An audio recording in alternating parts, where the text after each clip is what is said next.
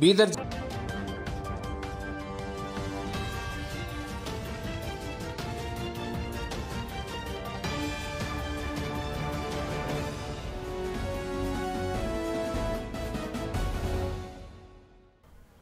ಎಲ್ರಿಗೂ ನಮಸ್ಕಾರ. ನೀವು ನೋಡ್ತಾ ಇದ್ದೀರಾ ಸುದ್ದಿ ಸಮಯ ನ್ಯೂಸ್ ಚಾನಲ್. ಇದು ಡೆನ್ ನೆಟ್ವರ್ಕ್. ನಾನು ಮಹಾರ್ದ ಡಾಕುಳಿಗೆ ವರದಿಗಾರ ಮತ್ತು ನಿರೂಪಕ. ಮತ್ತೆ ಒಂದಿಷ್ಟು ಹೊಸ ಹೊಸ ಸುದ್ದಿಗಳನ್ನು ತೆಗೆದುಕೊಂಡು ನಾವು ನಿಮ್ಮ ಮುಂದೆ ಬರ್ತಾ ಇದ್ದೀವಿ. ಈ ದಿನದ ಪ್ರಮುಖ ಹೆಡ್ಲೈನ್ಸ್ ಗಳನ್ನು ನೋಡ್ಕೊಂಡು ಬರೋಣ. ಸಿಂಧೂರ ರಕ್ಷಕ ಓಟದ ಪ್ರಯುಕ್ತ ನವೆಂಬರ್ 1ರಂದು ಗ್ಲೋಬಲ್ ಸೈನಿಕ್ ಅಕಾಡೆಮಿ ಶಾಲೆಯಲ್ಲಿ ವಿವಿಧ ಕಾರ್ಯಕ್ರಮಗಳು. ಇನ್ಫೋಸಿಸ್ ಅಧ್ಯಕ್ಷೆ ಸುಧಾಮೂರ್ತಿ ಮುಖ್ಯ ಅತಿಥಿಗಳಾಗಿ ಭಾಗಿ. ಧ್ವಜಾರೋಹಣ, ಮಾರ್ಚ್ ಪಾಸ್ಟ್, ಬ್ರೀತ್ ಲೈಯಿಂಗ್ ಆಯೋಜನೆ. ಕರ್ನಲ್ ಶರಣಪ್ಪ ಚಿಕ್ಕಂಪುರೆ ಹೇಳಿಕೆ. ಸೆಪ್ಟೆಂಬರ್ 22ರಿಂದ ನಡೆಯುತ್ತಿರುವಂತಹ ಜಾತಿ ಜನಗಣತಿ ಸಾಮಾಜಿಕ ಶೈಕ್ಷಣಿಕ ಸಮೀಕ್ಷೆ. ಧರ್ಮ ಕಾಲಂನಲ್ಲಿ ಹಿಂದೂ, ಜಾತಿ ಕಾಲಂನಲ್ಲಿ ಮಾದಿಗ ಎಂದು ಬರೆಸುವಂತೆ ತಿಳಿಸಿದ ಫರ್ನಾಂಡಿಸ್ ಹಿಪ್ಪಳಗಾಂವ್. ಅನ್ಯರ ಮಾತಿಗೆ ಕಿವಿಗೊಡದೆ ಮೂಲ ಜಾತಿ ಉಳಿಸುವಂತೆ ಕರೆ. ಬೀದರ್ ವಿಶ್ವವಿದ್ಯಾಲಯದ ಸಭಾಂಗಣದಲ್ಲಿ ಜರುಗಿದ ವಿಕಸಿತ ಭಾರತದಲ್ಲಿ ಯುವಕರ ಪಾತ್ರ ಕಾರ್ಯಕ್ರಮ. ಯುವಕರು ಉತ್ಸಾಹದಿಂದ ವಿಕಸಿತ ಭಾರತ ಯೋಜನೆ ಸದುಪಯೋಗ ಪಡೆದುಕೊಳ್ಳಬೇಕು. Professor BS Biradar. ಸಾಮಾಜಿಕ ಜಾಲತಾಣಕ್ಕೆ ಅಂಟಿಕೊಳ್ಳದೆ ಯುವಕರು ಪ್ರಯತ್ನಶೀಲರಾಗುವಂತೆ ಸಂಜೀವ್ ಕುಮಾರ್ ಬಿರಾದಾರ್ ಕರೆ. ಇಂದಿನ ಒಂದಿಷ್ಟು ವಾರ್ತೆಗಳ ವಿವರಗಳನ್ನು ನೋಡ್ಕೊಂಡು ಬರೋಣ. ರೋಟರಿ ಕ್ಲಬ್ ಬೀದರ್ ಸಹಕಾರದೊಂದಿಗೆ ಗ್ಲೋಬಲ್ ಸೈನಿಕ್ ಅಕಾಡೆಮಿ ವತಿಯಿಂದ ಶಾಲೆಯ ದಶಮಾನೋತ್ಸವದ ಅಂಗವಾಗಿ ಅಕ್ಟೋಬರ್ 26ರಂದು ಆಯೋಜನೆ ಮಾಡಿರುವಂತಹ ಸಿಂಧೂರ ರಕ್ಷಕ ಓಟ ಕಾರ್ಯಕ್ರಮದ ಪ್ರಯುಕ್ತ ನವೆಂಬರ್ 1ರಂದು ಶಾಲೆ ಆವರಣದಲ್ಲಿ ವಿವಿಧ ಕಾರ್ಯಕ್ರಮಗಳನ್ನು ಆಯೋಜಿಸಲಾಗಿದೆ. ಧ್ವಜಾರೋಹಣ, ಮಾರ್ಚ್ ಫಾಸ್ಟ್, ಪರೇಡ್, ಆಮೇಲೆ ಬ್ರೀತ್ ಲೇಯಿಂಗ್ ಮತ್ತು ಉಪನ್ಯಾಸ ಕಾರ್ಯಕ್ರಮಗಳು ನಡೆಯಲಿವೆ. ನವೆಂಬರ್ 1ರ ಈ ಒಂದು ಬೆಳಿಗ್ಗೆ 11 ಗಂಟೆಗೆ ಆರಂಭ ಆಗುವಂತಹ ಈ ಕಾರ್ಯಕ್ರಮಕ್ಕೆ ಇನ್ಫೋಸಿಸ್ ಫೌಂಡೇಶನ್ನ ಸಂಸ್ಥಾಪಕ ಅಧ್ಯಕ್ಷರು ಹಾಗೂ ಲೇಖಕಿಯೂ ಆಗಿರುವಂತಹ ಸುಧಾಮೂರ್ತಿಯವರು ಮುಖ್ಯ ಅತಿಥಿಗಳಾಗಿ ಆಗಮಿಸಲಿದ್ದಾರೆ ಎಂದು ಗ್ಲೋಬಲ್ ಸೈನಿಕ್ ಅಕಾಡೆಮಿ ಅಧ್ಯಕ್ಷರಾಗಿರುವಂತಹ ಕರ್ನಲ್ ಶರಣಪ್ಪ ಚಿಕ್ಕಂಪುರೆ ತಿಳಿಸಿದರು. ನಗರದ ಜಿಲ್ಲಾ ಪತ್ರಿಕಾ ಭವನದಲ್ಲಿ ಕರೆದ ಸುದ್ದಿಗೋಷ್ಠಿಯನ್ನು ಉದ್ದೇಶಿಸಿ ಮಾತನಾಡಿರುವಂಥ ಅವರು, ಈ ಸಿಂಧೂರ ರಕ್ಷಕ ಓಟವನ್ನು ಒಗ್ಗಟ್ಟಾಗಿ ರಕ್ಷಿಸೋಣ ಎನ್ನುವಂತಹ ಧ್ಯೇಯವಾಕ್ಯದೊಂದಿಗೆ ನಮ್ಮ ಸಶಸ್ತ್ರ ಪಡೆಗಳು ಹಾಗೂ ದೇಶಕ್ಕಾಗಿ ಪ್ರಾಣಾರ್ಪಣೆ ಮಾಡಿದವರಿಗೆ ಸಮರ್ಪಣೆ ಮಾಡುವುದೇ ಈ ಕಾರ್ಯಕ್ರಮದ ಮುಖ್ಯ ಉದ್ದೇಶವಾಗಿದೆ ಎನ್ನುವಂಥ ಮಾತನ್ನು ಕೂಡ ಕರ್ನಲ್ ಶರಣಪ್ಪ ಚಿಕ್ಕಂಪುರೆ ಅವರು ಹೇಳಿದರು. ಮುಂದುವರೆದು ಮಾತನಾಡಿದ ಕರ್ನಲ್ ಶರಣಪ್ಪ ಅವರು, ಅಕ್ಟೋಬರ್ 26ರ ಭಾನುವಾರದಂದು ಸಿಂಧೂರ ರಕ್ಷಕ ಓಟ 10 ಕಿಲೋಮೀಟರ್ ಇದರ ಧ್ವಜಾರೋಹಣವನ್ನು ಭಾರತದ ಮೊಟ್ಟಮೊದಲ ಬ್ಲೇಡ್ ರನ್ನರ್ ಮತ್ತು ಲಿಂಕಾ ಬುಕ್ ಆಫ್ ರೆಕಾರ್ಡ್ ಹೊಂದಿರುವಂತಹ ಮೇಜರ್ DP ಸಿಂಗ್ ನೆರವೇರಿಸುತ್ತಾರೆ. 6 ಕಿಲೋಮೀಟರ್ ಓಟದ ಧ್ವಜಾರೋಹಣವನ್ನು ಒಲಿಂಪಿಯನ್, ಭಾರತದ ಹೈಜಂಪ್ ದಾಖಲೆದಾರ, ಅರ್ಜುನ್ ಪ್ರಶಸ್ತಿ ಪುರಸ್ಕೃತರಾದ ಕ್ಯಾಪ್ಟನ್ ಭೀಮ್ ಸಿಂಗ್ ಅವರು ವಹಿಸುತ್ತಾರೆ. 3 ಕಿಲೋಮೀಟರ್ ಓಟದ ಧ್ವಜಾರೋಹಣವನ್ನು ರೋಟರಿ ಕ್ಲಬ್ನ ಜಿಲ್ಲಾ ಗವರ್ನರ್ ರವೀಂದ್ರ ಅವರು ನೆರವೇರಿಸುತ್ತಾರೆ ಎಂದು ಹೇಳಿದರು. ಸಿಂಧೂರ ರಕ್ಷಕ ಓಟ ಗ್ಲೋಬಲ್ ಶಾಲೆಯಿಂದ ಆರಂಭವಾಗಿ ಕೊನೆಗೆ ಅಲ್ಲಿಯೇ ಮುಕ್ತಾಯ ಆಗ್ತದೆ. ಓಟದಲ್ಲಿ ಭಾಗವಹಿಸುವಂತ ಪ್ರತಿಯೊಬ್ಬರಿಗೂ ಕೂಡ ಟಿ ಶರ್ಟ್ ಅನ್ನು ಕೊಡ್ತೇವೆ, ಪದಕಗಳನ್ನು ಮತ್ತು ಈ ಪ್ರಮಾಣ ಪತ್ರಗಳನ್ನು ನೀಡಲಾಗುವುದು. 10 ಕಿಲೋಮೀಟರ್ ಓಟದ ಪುರುಷ ಹಾಗೂ ಮಹಿಳಾ ವಿಭಾಗದ ಮೊದಲ 3 ವಿಜೇತರಿಗೆ ಕ್ರಮವಾಗಿ ₹10,000, $8,000 ಮತ್ತು $5,000 ಬಹುಮಾನವನ್ನು ಕೊಡ್ತೇವೆ. ಟ್ರೋಫಿಯನ್ನು ಕೂಡ ನೀಡಲಾಗ್ತಾ ಇದೆ. ಓಟ ಮುಗಿದ ನಂತರ ಉಪಹಾರ ಹಾಗೂ ಶಕ್ತಿಯುತ ಪಾನೀಯಗಳನ್ನು ನೀಡುತ್ತೇವೆ. ವಿಶೇಷ ವೆಬ್ಸೈಟ್ ಮತ್ತು ಲ್ಯಾಂಡಿಂಗ್ ಪೇಜ್ ಮೂಲಕ ಆನ್ಲೈನ್ ನೋಂದಣಿ ಮಾಡಿಸಿಕೊಳ್ಬೇಕು. ಒಬ್ಬರಿಗೆ ಭಾಗವಹಿಸುವ ಶುಲ್ಕ ₹200 ಇರದೆ. ಅಂದಿನ ಓಟದಲ್ಲಿ ಸುಮಾರು 5,000 ಓಟಗಾರರು ಭಾಗವಹಿಸುವಂತ ನಿರೀಕ್ಷೆ ಇದೆ ಎಂದು ಕರ್ನಲ್ ಶರಣಪ್ಪ ಅವರು ಹೇಳಿದರು. ಇದೇ ವೇಳೆ ಸಿಂಧೂರ ರಕ್ಷಕ ಓಟದ ನೋಂದಣಿಗಾಗಿ ಹೈ ಐಡಿಯಲ್ಸ್ ಕಂಪನಿ ವತಿಯಿಂದ ತಯಾರಿಸಿರುವಂತಹ ವಿಶೇಷ ವೆಬ್ಸೈಟ್ ಮತ್ತು ಲ್ಯಾಂಡಿಂಗ್ ಪೇಜ್ ಅನ್ನು ಬಿಡುಗಡೆಗೊಳಿಸಲಾಯಿತು. ಸಿಂಧೂರ ರಕ್ಷಕ ಓಟ ಇದು ಕೇವಲ ಕ್ರೀಡಾ ಕಾರ್ಯಕ್ರಮವಲ್ಲ, ಬದಲಾಗಿ ದೇಶದ ಏಕತೆ ಮತ್ತು ಕೃತಜ್ಞತೆ ಸಂಕೇತವಾಗಿದೆ. ದೇಶವು ಹಲವು ಸವಾಲುಗಳನ್ನು ಎದುರಿಸ್ತಾ ಇರುವಂತಹ ಈ ಸಮಯದಲ್ಲಿ ಒಗ್ಗಟ್ಟಾಗಿ ರಕ್ಷಿಸೋಣ ಎಂಬ ನಮ್ಮ ವಿಷಯದಂತೆ ಪ್ರತಿ ನಾಗರಿಕರು, ಕುಟುಂಬಗಳು, ಸಂಸ್ಥೆಗಳು ಒಂದಾಗಿ ಬಂದು ನಮ್ಮ ಸಶಸ್ತ್ರ ಪಡೆಗಳಿಗೆ ಗೌರವ ಸಲ್ಲಿಸಲು ನಾವು ಎಲ್ಲರನ್ನೂ ಕೂಡ ಆಹ್ವಾನ ಕೊಡ್ತಾ ಇದ್ದೇವೆ. ಪಾಲ್ಗೊಂಡು ಕಾರ್ಯಕ್ರಮ ಯಶಸ್ವಿಗೊಳಿಸಬೇಕೆಂದು ಕರ್ನಲ್ ಅವರು ಕರೆ ನೀಡಿದರು. ಪತ್ರಿಕಾಗೋಷ್ಠಿಯಲ್ಲಿ ಅಕಾಡೆಮಿ ಪದಾಧಿಕಾರಿಗಳಾದ ರಮೇಶ್ ಪಾಟೀಲ್ ಸೋಲ್ಪುರ್, ರೋಟರಿ ಕ್ಲಬ್ನ ಹೌಶೆಟ್ಟಿ ಪಾಟೀಲ್ ಅವರು, doctor Raghu Krishnamurthy, doctor Subin Patil, Basavakumar Patil Khajapur, doctor Nagesh Patil, Adish Wali, Anil Baradar ಸೇರಿದಂತೆ ಹಲವರು ಉಪಸ್ಥಿತರಿದ್ದರು. ಸೆಪ್ಟೆಂಬರ್ 22ರಿಂದ ರಾಜ್ಯ ಸರ್ಕಾರ ಜಾತಿ ಜನಗಣತಿ ಹಾಗೂ ಸಾಮಾಜಿಕ ಶೈಕ್ಷಣಿಕ ಮಾಡಿದೆ. ಗ್ಲೋಬಲ್ ಸೈನಿಕ್ ಅಕಾಡೆಮಿ ಒಂದು ದೊಡ್ಡ ಈವೆಂಟ್ ಆರ್ಗನೈಸ್ ಮಾಡ್ತಾ ಇದೆ 26 ಅಕ್ಟೋಬರ್ಗೆ. ಮಾದಿಗ ಎಂದೇ ಬರೆಸಬೇಕು ಎಂದು ಮಾದಿಗ ದಂಡೋರ ಹೋರಾಟ ಸಮಿತಿ ಅಧ್ಯಕ್ಷರಾಗಿರುವಂತಹ ಫರ್ನಾಂಡಿಸ್ ಹಿಪ್ಪಳಗಾಂವ್ ಜಿಲ್ಲಾ ಪತ್ರಿಕಾ ಭವನದಲ್ಲಿ ಬುಧವಾರ ಕರೆದ ಪತ್ರಿಕಾಗೋಷ್ಠಿಯನ್ನು ಉದ್ದೇಶಿಸಿ ಅವರು ಮಾತನಾಡಿದರು. ಗ್ಲೋಬಲ್ ಸೈನಿಕ್ ಅಕಾಡೆಮಿ 10 ವರ್ಷದ ಕಾಲ ಸಕ್ಸಸ್ಫುಲ್ ಆಗಿ ಕಂಪ್ಲೀಟ್ ಮಾಡ್ತಾ ಇದೆ. ಈ ಉಪಲಕ್ಷ್ಯದಲ್ಲಿ ನಾವು 2 ಮೇಜರ್ ಈವೆಂಟ್ಸ್ ಗಳು ಮಾಡ್ತಾ ಇದ್ದೀವಿ. ಒಂದು ಈವೆಂಟ್ ಸಿಂಧೂರು ರಕ್ಷಕ ರನ್, ಈಗಾಗಲೇ ಏಪ್ರಿಲ್ ನಲ್ಲಿ ನಮ್ಮ ಜಾತಿಯ ಬಗ್ಗೆ ಒಂದು ದೊಡ್ಡ ಪಹಲ್ಗಾಂದಲ್ಲಿ ಒಂದು ಹಾಸ್ಯ ಆಗಿತ್ತು. ಅದಕ್ಕೋಸ್ಕರ ಭಾರತದ ಸೈನಿಕರು, ಭಾರತ ಸರ್ಕಾರ ಒಂದು ನಿರ್ದಿಷ್ಟವಾದ ಒಂದು ಕಾರ್ಯ ಮಾಡಿತ್ತು ಪಾಕಿಸ್ತಾನದ ವಿರುದ್ಧ. ಅದರ ಹೆಸರಿನಲ್ಲಿ ನಾವು ಸಿಂಧೂರು ರಕ್ಷಕ ರನ್ ಎಂದು ನಾವು ಇಟ್ಟಿದ್ದೇವೆ. ಅದು 26 ಅಕ್ಟೋಬರ್ 2025 ಇದೆ. ಇನ್ನೊಂದು ಇವೆಂಟ್ 1 ನವೆಂಬರ್ ಇದೆ. ಇವೆರಡು event as part of decennial celebration of Global Sainik Academy. ಇದಕ್ಕೆ ರೋಟರಿ ಕ್ಲಬ್ಸ್ ಆಫ್ ಬೀದರ್ ಅವರು ಕೂಡ ನಮ್ಮ ಜೊತೆ ಸೇರ್ಕೊಂಡಿದ್ದಾರೆ. ನಾವು ಈ ಇವೆಂಟ್ಗೆ ಸಕ್ಸಸ್ಫುಲ್ ಮಾಡೋಕ್ಕೋಸ್ಕರ ನಾವು ಅನೇಕ ಹೆಜ್ಜೆಗಳನ್ನಿಟ್ಟಿದ್ದೀವಿ. ಮೊಟ್ಟಮೊದಲು ಮಾಡಿದವರು ಕೂಡ ಅವ್ರ ಹೆಸರ ಮೇಲೆ ಒಂದು ಟ್ರೀ, ಒಂದು ಸ್ಯಾಪ್ಲಿಂಗ್ ಪ್ಲಾಂಟ್ ಮಾಡುವ ಒಂದು ಕೂಡ ಉದ್ದೇಶ ಇದೆ.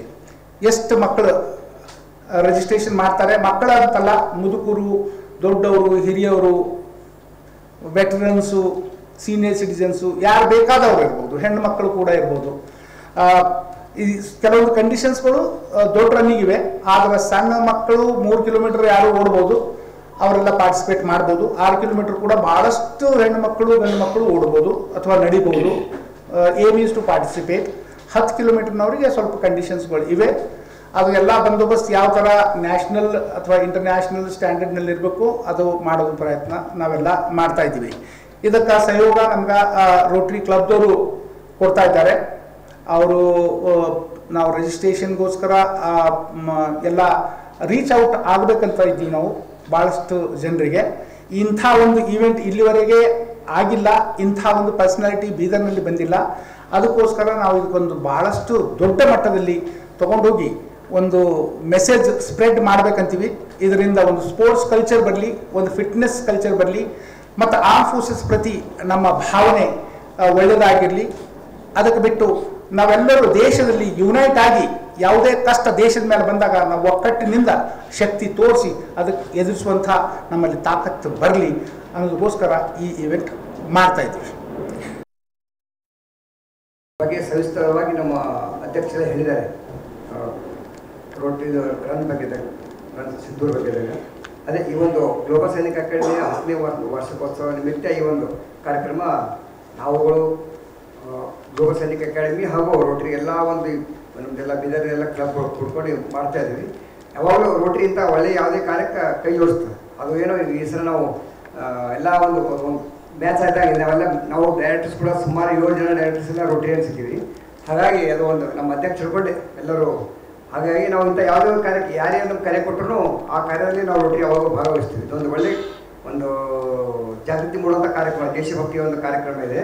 ಈ ಒಂದು ಸೈನಿಕರಿಗೆ ಒಂದು ಗೌರವ ಕೊಡುವಂಥ ಕಾರ್ಯಕ್ರಮ. ಇದರಲ್ಲಿ ರೋಟರಿ ಸ್ವಇಚ್ಛೆಯಿಂದ ನಾವು ಅದರಲ್ಲಿ ಭಾಗಿಯಾಗ್ತಾ ಇದ್ದೀವಿ. ಎಲ್ಲ ನಮ್ಮ ಪ್ರತಿಯೊಬ್ಬ ಅಧ್ಯಕ್ಷ ಕಾರ್ಯದರ್ಶಿಗಳೆಲ್ಲ ಸದಸ್ಯರ ಒಂದು ಒಪ್ಪಿಗೆ ಮೇರೆಗೆ ನಾವು ಈ ಒಂದು ಗ್ಲೋಬಲ್ ಸೈನಿಕ್ ಅಕಾಡೆಮಿ ಈ ಒಂದು ಕಾರ್ಯಕ್ಕೆ ಕೈ ಜೋಡಿಸಿ ಈ ಒಂದು ಕಾರ್ಯಕ್ರಮದಲ್ಲಿ ನಾವು ಭಾಗಿಯಾಗ್ತಾ ಇದ್ದೀವಿ.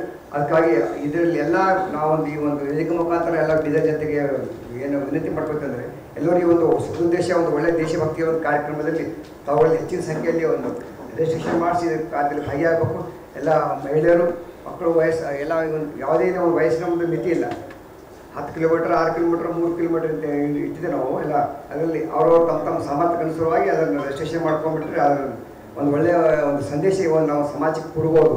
ಈ ಒಂದು ದೇಶಭಕ್ತಿ ಬಗ್ಗೆ ಇತ್ತೀಚೆಗೆ ಒಂದು ಯುನೈಟ್ ಫಾರ್ ಗುಡ್ ಅಂತ ಹೇಳಿ ಒಂದು ರೋಟರಿ ಒಂದು ಥೀಮ್ ಇದೆ. ಎಲ್ಲ ಒಂದು ಒಳ್ಳೆ ಕೆಲಸಕ್ಕೆ ನಾವೆಲ್ಲ ಒಂದು ಕಡೆ ಸೇರಬೇಕು. ಇದು ಒಂದು ಒಳ್ಳೆ ಕೆಲಸ. ಅದಕ್ಕೆ ನಾವು ರೋಟರಿ ಇನ್ನು ಯಾವುದೇ ಮುಂದೆ ಗ್ಲೋಬಲ್ ಸೈನಿಕ ಹೀಗಿದೆ, ಮುಂದೆ ಯಾವುದೇ ಸಂಘರ್ಷಗಳು ಬಂದರೂ ಅದ್ರ ಜೊತೆಗೆ ನಾವು ರೋಟರಿಯಿಂದ ಸೇರ್ಕೊಂಡು ಇಂಥ ಒಂದು ಒಳ್ಳೆ ಕಾರ್ಯ ಮಾಡೋಕ್ಕೆ ನಾವು ಯಾವಾಗಲೂ ಸದಾ ಸಿದ್ಧ ಇದ್ದೀವಿ ಅಂತ ಹೇಳಿ ಬಯಸ್ತೀನಿ. ಹಾಗೂ ಈ ಒಂದು ಕಾರ್ಯಕ್ರಮ ಬಂದ ನಮಗೆಲ್ಲರೂ ಕೂಡ ಮತ್ತೊಮ್ಮೆ ಧನ್ಯವಾದ ಹೇಳಿ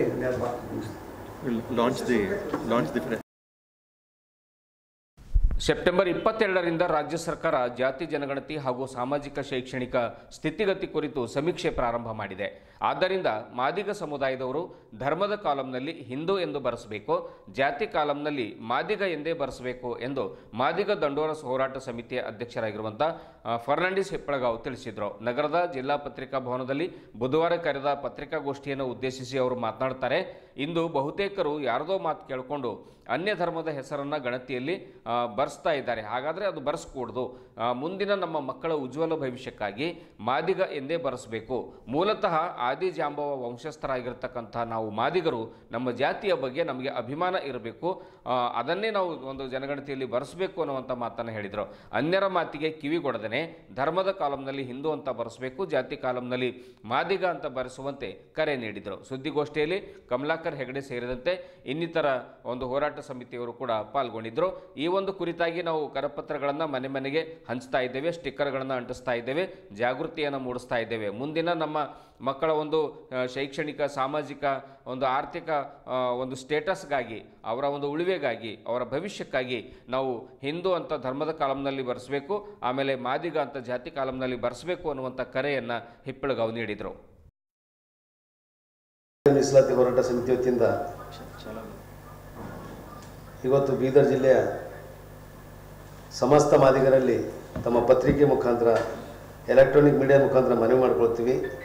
ಕರ್ನಾಟಕ ರಾಜ್ಯದಲ್ಲಿ ಸುದೀರ್ಘವಾಗಿ ರಾಷ್ಟ್ರೀಯ ನಾಯಕರಾಗಿರ್ತಕ್ಕಂಥ ಮಂದಾಕೃಷ್ಣ ಮಾದಿಗರ ನೇತೃತ್ವದಲ್ಲಿ ಅನೇಕ ಹೋರಾಟ ಮಾಡಿ ಒಳ ಮೀಸಲಾತಿ ಪಡ್ಕೊಂಡಿದ್ದೀವಿ.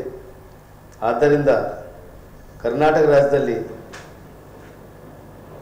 ಸರ್ಕಾರ ಶೈಕ್ಷಣಿಕ ಮತ್ತು ಶಿಕ್ಷಣ ಕುರಿತು ಇದೇ ತಿಂಗಳು, ಸಾಮಾಜಿಕ ಮತ್ತು ಶೈಕ್ಷಣಿಕ ಕುರಿತು ಇದೇ ತಿಂಗಳು 22ರಿಂದ ಪ್ರತಿ ಮನೆಗೆ ಬಂದು ಸಮೀಕ್ಷೆ ನಡೆಸ್ತದೆ. ಆದ್ದರಿಂದ ಸಮಸ್ತ ಬೀದರ್ ಜಿಲ್ಲೆಯ ಎಲ್ಲ ಸಮಾಜದವರಲ್ಲಿ ವಿನಂತಿ ಮಾಡಿಕೊಳ್ತೀವಿ, ತಾವೆಲ್ಲರೂ ಕೂಡ ಧರ್ಮದ ಕಾಲಂನಲ್ಲಿ ಹಿಂದೂ ಅಂತ ಬರೆಸಬೇಕು, ಜಾತಿ ಕಾಲಂನಲ್ಲಿ ಮಾದಿಗ ಅಂತ ಬರೆಸಬೇಕು. ನಿಮ್ಮ ಸೀರಿಯಲ್ ನಂಬರು B61 ಆಗಿರ್ತದೆ. ಆದ್ದರಿಂದ ಅನೇಕ ಹೋರಾಟ ಮಾಡಿ ನಾವು ಒಳ ಮೀಸಲಾತಿ ಪಡ್ಕೊಂಡಿವಿ. ಮುಂದಿನ ಪೀಳಿಗೆಗೆ ಭವಿಷ್ಯ ಇದೆ, ವಿದ್ಯೆ ಮತ್ತು ಉದ್ಯೋಗಕ್ಕೆ ಒಳಿತಾಗ್ತದೆ. ಆದ್ದರಿಂದ ಯಾರೂ ಕೂಡ ಇಲ್ಲಿರ್ತಕ್ಕಂಥವ್ರು ಮೂಲ ನಾವೆಲ್ಲ ಮಾದಿಗರು, ನಾವ್ಯಾರು ಅನ್ಯ ಧರ್ಮದವರಲ್ಲ, ನಮ್ಮ ಧರ್ಮ ಹಿಂದೂ ಧರ್ಮ ಅದ. ತಾವು ದಯವಿಟ್ಟು ಯಾರೂ ಕೂಡ ವಿಚಲಿತರಾಗದೆ ತಾವೆಲ್ಲರೂ ಕೂಡ ಧರ್ಮದ ಕಾಲಂನಲ್ಲಿ ಹಿಂದೂ ಬರೆಸಬೇಕು, ಜಾತಿ ಕಾಲಂನಲ್ಲಿ ಮಾದಿಗ ಬರೆಸ್ಬೇಕಂತೇಳಿ ತಮ್ಮ ಮಾಧ್ಯಮದ ಮುಖಾಂತರ ಬೀದರ್ ಜಿಲ್ಲೆಯ ಸಮಸ್ತ ಮಾದಿಗ ಜನತೆಗೆ ವಿನಂತಿ ಮಾಡ್ಕೊಳ್ತೀವಿ. ತಂದೆ ಹುಟ್ಟಿ ಬಂದಿದ್ದೇನ ಅಂದ್ರೆ ಹೌದು, ಅವ್ರು ಧಾರ್ಮಿಕ ಹಾಕಿರ್ತಾರೆ, ಸಂವಿಧಾನಕ್ಕೆ ಅವಮಾನ ಮಾಡ್ದಂಗಲ್ಲ. ಬೇರೆಯವ್ರ ಅಲ್ಲ, ನಮ್ಮ ಮತಾಂತರ ಅವಕಾಶ ಐತಿ. ನೀವು ತಂದೆ ಹುಟ್ಟಿ ಮಂದಿದ್ದು ಬರೆಸ್ಬೇಡ ಅಂದ್ರೆ ಯಾವ ನಾನು ಜಾತಿ ಹೇಳ್ತಾ ಇದ್ದೀನಿ. ಜಾತಿ ಅಂದ್ರೆ ಕ್ರಿಶ್ಚಿಯನ್ ಧರ್ಮ ಬರೆಸಿ ಮಾದಿಗ ಜಾತಿ. ನಾ ಧರ್ಮ ಹೇಳ್ತಿಲ್ಲ, ನಾನು ಜಾತಿ ಹೇಳ್ತಾ ಇದ್ದೀನಿ. ಜಾತಿ ಅಂದ್ರೆ ಚರ್ಮ ಇದ್ದಂಗೆ, ಧರ್ಮ ಅಂದ್ರೆ ಅಂಗಿ ಇದ್ದಂಗೆ, ಶರ್ಟ್ ಇದ್ದಂಗೆ. ನಮ್ಮ ಜಾತಿ ಮಾದಿಗದ, ಮಾದಿಗ ಬರೆಸ್ಬೇಕು. ನಮ್ಮ ತಂದೆ ಹೆಸರು ಬಿಟ್ಟು ಮತ್ತೊಬ್ಬರ ಹೆಸರು ಹೇಳ್ಬಾರ್ದು. ಹಿಂದೂ ಬರೆಸ್ಬೇಕು, ಹಿಂದೂ ಬರೆಸ್ಬೇಕು. ನಾ ಹೇಳ್ತಲ್ಲ, ನಾನು ಮಾದಿಗರಿಗೆ ಹೇಳ್ತಾ ಇದ್ದೀನಿ. ನಾನು ಮಾದಿಗರಿಗೆ ಹೇಳ್ತಾ ಇದ್ದೀನಿ, ನಮ್ಮ ಮಾದಿಗರು ಯಾರು ಆಗಿಲ್ಲ, ಆಗ್ಬಾರ್ರಿ ಅಂತ ಹೇಳ್ತಾ ಇದ್ದೀನಿ. ಆಗಿನವ್ರಿಗೆ ಹೇಳ್ತಲ್ಲ ನಾನು. ಯಾರು ನೀವು ಯಾವ ರೀತಿ ಹೇಳಿದ್ದಂದ್ರ ಈಗ ಯಾರೋ ಕ್ರಿಶ್ಚಿಯನಿಗೆ ಕನ್ವರ್ಟ್ ಆಗಿರ್ತಾರ, ಅವ್ರು ಹಿಂಗ್ ಬರೆಸ್ರಿ ಅಂದ್ರೆ ಓಕೆ, ನೀವು ರಿಕ್ವೆಸ್ಟ್ ಮಾಡ್ಕೊಳ್ರಿ. ಅದ್ರ ತಂದೆ ಹುಟ್ಟಿ ಮಂದಿ ಹೆಸರು ಬರ್ಸ್ಬೇಡ ಅಂದ್ರ ಸಂವಿಧಾನವಾಗಿ ಅವ್ರಿಗೆ ಏನದ ಮತಾಂತರ ಆಗ್ಲಿಕ್ಕೆ ಹಕ್ಕದ. ಬಾಬಾ ಸಾಹೇಬ್ ಕೊಟ್ಟಿದ ಹಕ್ಕನ್ನ ನೀವ್ ಯಾಕೆ ಹಿಂಗ್ ಹೋಗ್ತೀರಿ ಅನ್ನೋ ರೀತಿ ವ್ಯಂಗ್ಯ ಆಡ್ಬಾರ್ದಂತ. ಕಾನೂನಾತ್ಮಕವಾಗಿ ಯಾರು ಮತಾಂತರ ಹೊಂದಿದಾರೋ ಅವ್ರಿಗೆ ನಾವು ಕೂಡ ವೆಲ್ಕಮ್ ಮಾಡ್ತೀವಿ. ಅವ್ರ ಯಾವ ಧರ್ಮಕ್ಕೂ ಕೇಳ್ರಿ. ಇನ್ನೊಂದೇನಂದ್ರ ಈ ದೇಶದ ಕೇಳ್ರಿ, ಈ ದೇಶದ ಸಂವಿಧಾನ ಆ ಮಾತ್ ಹಿಂದಕ್ಕೆ ತಗೋಬೇಕು ಅಂತ ಕೇಳ್ರಿ. ಈ ದೇಶ ಏನದಂದ್ರ ರಾಜ್ಯ ಸರ್ಕಾರ ಏನದಂದ್ರ ಸಾಮಾಜಿಕ ಮತ್ತು ಶೈಕ್ಷಣಿಕ ಸಮೀಕ್ಷೆ ನಡೆಸ್ತಾ ಇದೆ. ಈ ಸಮೀಕ್ಷೆ ಕುರಿತು ಏನದ ಸಮಾಜದ ಬಾಂಧವರಿಗೆ ಏನದ ತಿಳಿಸ್ಲಕ್ಕೆ ಏನದ ಈ ಪತ್ರಿಕಾಗೋಷ್ಠಿ ಕರೆದೇವೆ. ಆ ಪತ್ರಿಕಾಗೋಷ್ಠಿ ಏನದ ನಮ್ಮ ರಾಜ್ಯ ಕಾರ್ಯದರ್ಶಿ ನಡೆಸ್ಕೊಡ್ಬೇಕಂತ ಅವ್ರಿಗೆ ಮನವಿ ಮಾಡ್ತೀವಿ. ಯುವ ಕಾರ್ಯ ಮತ್ತು ಕ್ರೀಡಾ ಸಚಿವಾಲಯ ಹಾಗೂ ಬೀದರ್ ವಿಶ್ವವಿದ್ಯಾಲಯ ಬೀದರ್ ಇವರುಗಳ ಒಂದು ಸಂಯುಕ್ತಾಶ್ರಯದಲ್ಲಿ ವಿಕಸಿತ ಭಾರತದಲ್ಲಿ ಯುವಕರು ಕಾರ್ಯಕ್ರಮವನ್ನು ಬೀದರ್ ವಿಶ್ವವಿದ್ಯಾಲಯದ ಕುಲಪತಿಗಳಾಗಿರುವಂತಹ ಪ್ರೊಫೆಸರ್ BS ಬಿರಾದರ್ ಅವರು ಜ್ಯೋತಿ ಬೆಳಗಿಸುವ ಮೂಲಕ ಉದ್ಘಾಟನೆಯನ್ನು ಮಾಡ್ತಾರೆ. ವಿಶ್ವವಿದ್ಯಾಲಯದ ಸಭಾಂಗಣದಲ್ಲಿ ಜರುಗಿದ ಈ ಒಂದು ವಿಕಸಿತ ಭಾರತದಲ್ಲಿ ಯುವಕರ ಪಾತ್ರ ಕುರಿತ ಕಾರ್ಯಕ್ರಮವನ್ನು ಉದ್ಘಾಟಿಸಿ ಮಾತನಾಡಿರುವಂತಹ ಕುಲಪತಿಗಳಾದ ಪ್ರೊಫೆಸರ್ BS ಬಿರಾದರ್ ಅವರು ಯುವಕರು ವಿಕಸಿತ ಭಾರತ ಯೋಜನೆ ಸದುಪಯೋಗ ಪಡೆದುಕೊಳ್ಳಬೇಕು. ಇದರಲ್ಲಿ ಪ್ರಾಧ್ಯಾಪಕರ, ಯುವಕರ, ಶಿಕ್ಷಕರ ಹಾಗೂ ಎಲ್ಲರ ಪಾತ್ರ ಬಹಳ ಮುಖ್ಯವಾಗಿದೆ. 2047ಕ್ಕೆ ಭಾರತ ಸ್ವಾತಂತ್ರ್ಯಗೊಂಡು 100 ವರ್ಷ ಆಚರಿಸಲಿರುವಂಥ ಪ್ರಯುಕ್ತವಾಗಿ ಭಾರತ ವಿಶ್ವಗುರು ಆಗಬೇಕೆಂದು ನಮ್ಮ ದೇಶದ ಹೆಮ್ಮೆಯ ಪ್ರಧಾನಮಂತ್ರಿಗಳಾಗಿರ್ತಕ್ಕಂಥ ನರೇಂದ್ರ ಮೋದಿಯವರು ಒಂದು ದೊಡ್ಡ ಕನಸನ್ನು ಕಂಡಿದ್ದಾರೆ, ಶತ ಪ್ರಯತ್ನವನ್ನು ಮಾಡ್ತಾ ಇದ್ದಾರೆ ಎನ್ನುವಂಥ ಮಾತನ್ನು ಹೇಳಿದರು. ನಮ್ಮ ಭಾರತ ಎಲ್ಲ ರಂಗದಲ್ಲಿ ಅಭಿವೃದ್ಧಿ ಆಗಬೇಕು, ಸ್ವಾವಲಂಬನೆಯನ್ನು ಸಾಧಿಸಬೇಕು ಅನ್ಬೇಕಾದ್ರೆ 27% ಯುವಕರನ್ನ ಹೊಂದಿರತಕ್ಕಂಥ ನಮ್ಮ ದೇಶ ವಿಶ್ವಗುರು ಆಗಬೇಕು ಅಂದರೆ ಯುವಕರು ಮೊಟ್ಟ ಮೊದಲನೇದಾಗಿ ಒಂದು ಶತ ಪ್ರಯತ್ನ ಮಾಡಬೇಕು, ಪ್ರಯತ್ನಶೀಲರಾಗಬೇಕು. ಆಮೇಲೆ ಕ್ರಿಯಾಶೀಲರಾಗಿ ಒಂದು ಒಳ್ಳೆ ಅಭಿವೃದ್ಧಿ ದೇಶ ಅಭಿವೃದ್ಧಿ ಆಗಬೇಕಾದ್ರೆ ಒಂದು ಕಾಯಕವನ್ನು ಮಾಡಬೇಕು, ಕೆಲಸಗಳನ್ನು ಮಾಡಬೇಕು, ಹೊಸ ಹೊಸ ಸಂಶೋಧನೆಗಳನ್ನು ಕೈಗೊಳ್ಳಬೇಕು, ನಿರಂತರವಾಗಿ ಪ್ರಯತ್ನಶೀಲರಾಗಿರಬೇಕು ಅನ್ನುವಂಥ ಮಾತನ್ನು ಕೂಡ ಹೇಳಿದರು. ಮುಂದುವರೆದು ಮಾತನಾಡಿರುವಂತಹ ಬಿರಾದರ್ ಅವರು ಸಂಶೋಧನೆ ಆಗಿರಬಹುದು, ಕೌಶಲ್ಯ ತರಬೇತಿ ಆಗಿರಬಹುದು, ಕ್ರಿಯಾಶೀಲತೆ, ಸೃಜನಶೀಲತೆಯಲ್ಲಿ ಭಾರತ ಮುಂಚೂಣಿಯಲ್ಲಿರಬೇಕು. 47% ಪೇಟೆಂಟ್ ಹೊಂದಿರುವಂತಹ ಚೈನಾ ಶ್ರೀಮಂತ ದೇಶವಾಗಿ ಮೊದಲನೇ ಸ್ಥಾನದಲ್ಲಿದೆ. 2ನೇ ಸ್ಥಾನದಲ್ಲಿ ಅಮೆರಿಕ, 3ನೇ ಸ್ಥಾನದಲ್ಲಿ ಜಪಾನ್, 4ನೇ ಸ್ಥಾನದಲ್ಲಿ ಸೌತ್ ಕೊರಿಯಾ ಇದೆ. ಭಾರತ ಕೂಡ 2047 ಎನ್ನುವಷ್ಟರಲ್ಲಿ ವಿಶ್ವದ ಅತ್ಯಂತ ಶ್ರೀಮಂತ ರಾಷ್ಟ್ರಗಳಲ್ಲಿ ಒಂದಾಗಬೇಕು. ವಿಶ್ವಗುರು ಆಗಬೇಕಾದ್ರೆ ದೇಶದ ಯುವಕರು ಸದೃಢರಾಗಿ ನಿಂತು ಯುದ್ಧೋಪಾದಿಯಲ್ಲಿ ಪ್ರಯತ್ನಶೀಲರಾಗಬೇಕೆಂದು ಕರೆ ನೀಡಿದರು. ವಿಶೇಷ ಉಪನ್ಯಾಸಕರಾಗಿ ಆಗಮಿಸಿದ ಬೆಂಗಳೂರಿನ ಸಂಜುಕುಮಾರ್ ಬಿರಾದರ್ ಮಾತನಾಡಿ, ಇಂದು ವಿಕಸಿತ ಭಾರತ ಯುವ ಕಾರ್ಯಕ್ರಮವು ದೇಶದ 150 ವಿಶ್ವವಿದ್ಯಾಲಯಗಳಲ್ಲಿ ಏಕಕಾಲಕ್ಕೆ ಆಚರಣೆ ಮಾಡಲಾಗ್ತಾ ಇದೆ. ಪ್ರಧಾನಮಂತ್ರಿ ನರೇಂದ್ರ ಮೋದಿಯವರ ಕನಸಿನ ಯೋಜನೆಗಳಾದ ಆತ್ಮನಿರ್ಭರ್ ಮತ್ತು ವಿಕಸಿತ ಭಾರತದ ಯೋಜನೆಗಳನ್ನು ಯುವಕರು ಸದುಪಯೋಗ ಪಡೆದುಕೊಳ್ಳಬೇಕು. ಸಾಮಾಜಿಕ ಜಾಲತಾಣಗಳಲ್ಲಿ ಹೆಚ್ಚು ಕಾಲ ಕಳೆಯದೆ ಸತತ ಪ್ರಯತ್ನ ಮತ್ತು ಪರಿಶ್ರಮದಿಂದ ಭಾರತದ ಸ್ಥಿತಿಸ್ಥಾಪಕತ್ವ ಹಾಗೂ ಅಭಿವೃದ್ಧಿಗಾಗಿ ಶ್ರಮಿಸಬೇಕೆಂದು ಸಲಹೆ ನೀಡಿದರು.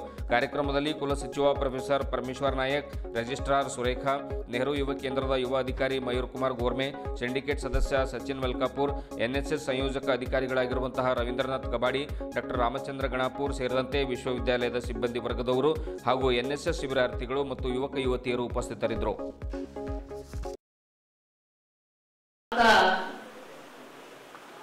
2047 ವಿಶ್ವಗುರು ಆಗಬೇಕಾದರೆ ನಮ್ಮ ನಿಮ್ಮೆಲ್ಲರ ಪಾತ್ರ ಏನು? ಯಾಕಂದ್ರೆ ಒಂದು ದೇಶ ಶ್ರೀಮಂತ ದೇಶ ತಂದು ಕಟ್ಸ್ಕೋಬೇಕಾದ್ರೆ ನಾವು ಯಾವಾಗಲೂ ಹೇಳ್ತಾ ಇರ್ತೇವೆ, ಒಂದು ಶ್ರೀಮಂತ ದೇಶ ತಂದು ಕಟ್ಸ್ಕೋಬೇಕಾದ್ರೆ ದಿಕ್ಕಿನಲ್ಲಿ ನಾವು ಕರ್ಕೊಂಡು ಹೋಗ್ಬೇಕಾದ್ರೆ ನಾವು ಏನೆಲ್ಲ ಮಾಡಬೇಕು ಅನ್ನೋದರ ಕುರಿತು ಹೇಳಲು ಸ್ನೇಹಿತರಾದಂಥ ನಮ್ಮ ಶ್ರೀ ಸಂಜಯ್ ಕುಮಾರ್ ಅವರೇನಪ್ಪ ಅಂದ್ರೆ ಇವತ್ತು ನಮ್ಮ ವಿಶ್ವವಿದ್ಯಾಲಯಕ್ಕೆ ಯೂತ್ ಐಕಾನ್ ಆಗಿ ಇವತ್ತು ಆಗಮಿಸಿದ್ದಾರೆ. ಅವರು ಜೊತೆಯಾಗಿ ತಮ್ಮನ್ನು ಉದ್ದೇಶಿಸಿ ಮಾತನಾಡಲಿದ್ದಾರೆ. ನಾನು ಹೆಚ್ಚಿಗೆ ಒಂದು ಸಮಯವನ್ನ ತೆಗೆದುಕೊಳ್ಳದ್ರೆ ಆ ಒಂದು ದಿಕ್ಕಿನಲ್ಲಿ ನಾವೆಲ್ಲರೂ ಸಾಗೋಣ. ಯುವಕರಿಗೂ ಒಂದು ಸ್ಲೋಗನ್ ಹೇಳ್ತೀನಿ, ತಾವು ಹೇಳ್ಬೇಕು. ನಾನು ವಿಕಸಿತ ಭಾರತ ಅಂತೀನಿ, ನೀವು ಯುವ ಭಾರತ ಅನ್ಬೇಕು. ನಾನು ಯುವ ಭಾರತ ಅಂತೀನಿ, ನೀವು ವಿಕಸಿತ ಭಾರತ ಅನ್ಬೇಕು. ಅದು ರೆಡಿ? ವಿಕಸಿತ ಭಾರತ್, ಜೋಶ್ ಜೋಶ್ ಇಲ್ವಾ ನಿಮ್ಮ ಹತ್ರ? ಜೋಶ್ ಬೇಕು. ಅವಾಗಲೇ ಎಷ್ಟೊಂದು ಮಾತಾಡ್ತಾ ಇದ್ರಿ, ಪಾಪ ಲೆಕ್ಚರ್ಸ್ ಎಲ್ಲ ಎಷ್ಟೋಗ್ತಾ ಇದ್ರು, ನಾನು ನೋಡ್ತಾ ಇದ್ದೆ. ಅವಾಗಲೇ ಸೈಲೆಂಟ್ ಆಗ್ಬಿಟ್ರಿ. ನೋಡಿ, ಗುರುಗಳ ಕಂಡ್ರೆ ಭಯ ಅಲ್ವಾ ನಿಮ್ಗೆ? ಹಾಗಾಗಿ ಜೋಶ್ ಒಳಗಡೆ ಇಷ್ಟ ಬರ್ಲಿ. Ready ready? ಸ್ವಾಮಿ ವಿವೇಕಾನಂದ ಹೆಂಗೆ ಇರ್ತಿದ್ರು?